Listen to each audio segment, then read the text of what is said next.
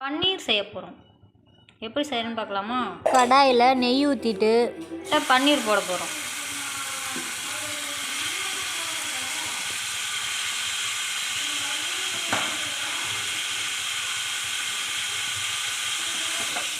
நல்லா மிக்ஸ் பண்ணணும்.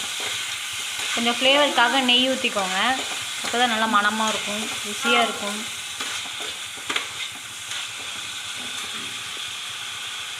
கொஞ்சமாக தூளுப்பு,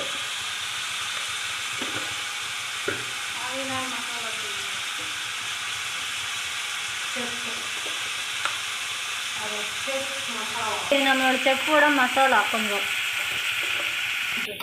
நல்லா மிக்ஸ் பண்ணிக்கணும். அப்போ தான் ஃப்ளேவர் நல்லா உள்ளே இறங்கும்.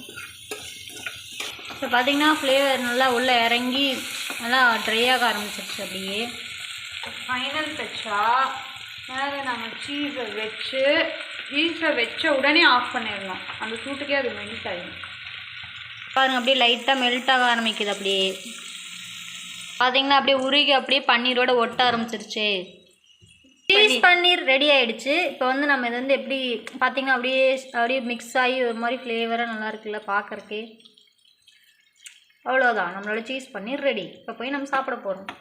நெக்ஸ்ட் வீடியோவில் இன்னும் நிறைய வீடியோஸ் இது மாதிரி பார்க்கலாம். டாட்டா, பாய்.